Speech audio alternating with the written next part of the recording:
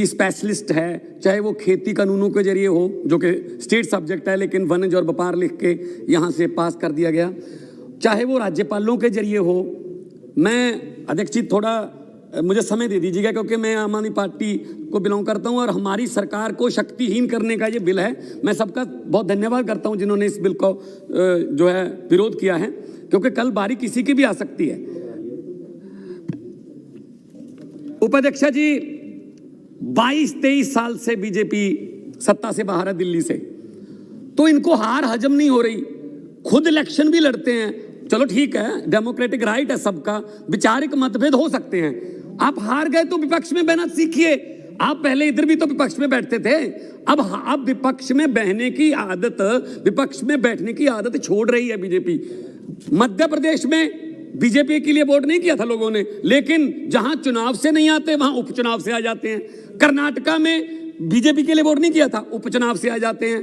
तो अभी जब संवैधानिक पीठ जो सुप्रीम कोर्ट की, उसने फैसला दिया 2018 में कि 3 विषयों को छोड़कर बाकी सब दिल्ली की चुनी हुई सरकार चलाएगी, तो ये लाट साहब का डंडा क्यों लाया जा रहा है यहाँ? आपको पता है मैडम, जिस घर में एलजी रहते हैं, अंग्रेजों के जमाने में वहां वायसराय रहते थे, शायद उसी वायसराय की आत्मा जो है, आप उसके जरिए दिल्ली को चलाना चाहते हैं। फिर इलेक्शन करवाने का फायदा क्या हुआ? इलेक्शन करवाने का क्या फायदा हुआ मैडम, जब दिल्ली का मुख्यमंत्री कोई फैसला नहीं ले सकता? आप मुझे बता दीजिए। और उस आदमी को जो मेगासेस अवार्ड विनर है, उसको पता नहीं नार्किस्ट, नाली का कीड़ा, पता नहीं ये वो ऐसा आदमी है जिसने कहा कि मेरा 5 साल का काम देख लो। दिल्ली की जनता को कहा अगर काम अच्छे लगते हैं तो वोट कर देना, वरना नहीं। आप कर सकते हैं, इसके लिए जिगरा चाहिए। आप कहते हैं ये तो जुमले थे, 15 लाख ये काला धन जुमले थे। इसलिए मैं ये कहता हूं अपने मैनिफेस्टो में पूर्ण राज्य की बात करते रहे। आडवाणी जी बात करते रहे, वो अलग बात है, उनकी बात के आप हर बात उल्ट चलते हो। शायद आडवाणी जी की याद दुखी हो रहे होंगे कि ये क्या हो रहा है। असल में क्या हुआ, जब दुखी किस बात से, 2-3 बार तो मुख्यमंत्री के घर पे दरोगे भेज के रेड करवा दी। पहले हमसे एंटी करप्शन ब्यूरो छीन ली। अब क्या दिक्कत है भाई, आपको क्यों विपक्ष में बैठने से दिक्कत क्या है? आपकी 8 सीटें हैं, 8 एमएलए हैं, वहां रखें। आपने यहाँ पे, बिट्टू जी बैठे हैं, आपने यहाँ पे कांग्रेस को जो एलओपी का दर्जा नहीं दिया, लेकिन हमने जब आपके 3 थे ना, उसको भी एलओपी बनाने का दर्जा दिया था कि लोकतंत्र है, भले ही 3 है, हालांकि परसेंटेज के मुताबिक वो बहुत कम थी। तो मैं ये कहना चाहूंगा, जब हमने स्टेडियम नहीं दिए किसानों को, वहां पे आप जेल बनाने के लिए स्टेडियम मांगे थे, तब से हमारे मुख्यमंत्री पर और हमारी सरकार से नाराज चल रहे हैं। जनाब कौन चलाता है सरकार, ये तो सबको पता है।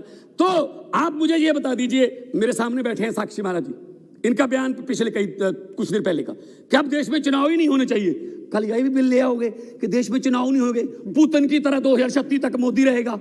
हैं ये फेडरल स्ट्रक्चर कह रहे हैं आप किसको? मैडम मीनाक्षी जी, आप कह रहे हैं फेडरल स्ट्रक्चर से अब हमारा देश नहीं चल रहा, तो कब आप मुझे बता दीजिए, तानाशाही से चलेगा क्या?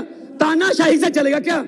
आप वकील हो, इसका मतलब ये नहीं है आप वकील हो, इसका मतलब ये नहीं है क्या आप यहाँ केस लड़ रहे हो। आप लोकतंत्र की हत्या कर रहे हो। अरे कल आप कह दोगे कि जो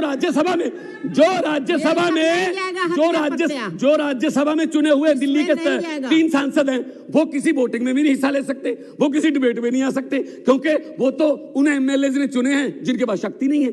कि किस तरफ लेके जा रहे हैं देश को आप? थोड़ा बहुत तो ख्याल कीजिए। मैं यही कहना चाहता हूं मैडम, मैं यही कहना चाहता हूं, दिल्ली देश का दिल है। दिल्ली के स्कूलों की बात, दिल्ली के अस्पतालों की, 73% दिल्ली को बिजली 0 बिल आता है, और दिल्ली के जहां 70 सालों तक पानी नहीं पहुंचा वहां तक पानी पहुंचा दिया। और दिल्ली के, आप मुझे बता दीजिए, प्रधानमंत्री जिस ट्रंप के लिए वहां पे प्रचार करके आए थे, उसकी पत्नी क्या एमसीडी के स्कूल देखने आई थी, स्कूल दिखाया केजरीवाल का, और केजरीवाल को बैन कर दिया, वहां नहीं आ सकते। दिल्ली के अस्पतालों में इलाज फ्री है। दिल्ली में एक जज का बेटा, एक रिक्शे वाले का बेटा और एक डिप्टी कमिश्नर का बेटा एक ही बेंच पर पढ़ रहे हैं, क्योंकि केजरीवाल ने, मनीष सिसोदिया ने, ये शिक्षा जो है प्रणाली। मैडम 1 मिनट तो दे दीजिए, जितनी देर मीनाक्षी जी घंटी के बाद बोली थी वो तो दे दीजिए। इनको क्या हो रहा है? आप दिल्ली को तानाशाही तरीके से लाट साहब के डंडे से चलाना चाहते हो। बिल्कुल गैर संवैधानिक है, बिल्कुल संविधान की हत्या है, ये लोकतंत्र की हत्या है और इस बिल को तुरंत वापस लेना चाहिए ताकि आप अगली बार तुम जीतिए ना भाई, अगली बार तुम जीतिए ना। पहली बार हुआ है मैडम लास्ट में पहली बार हुआ है देश की हिस्ट्री में कि 90% से ज्यादा बहुमत लेके कोई सरकार आई है। आप हार को बर्दाश्त नहीं कर सकते। हारना सीखिए वरना इतनी बड़ी हार आप झेल नहीं पाओगे फ्यूचर में। इतना क्यों चिल्लाते हो?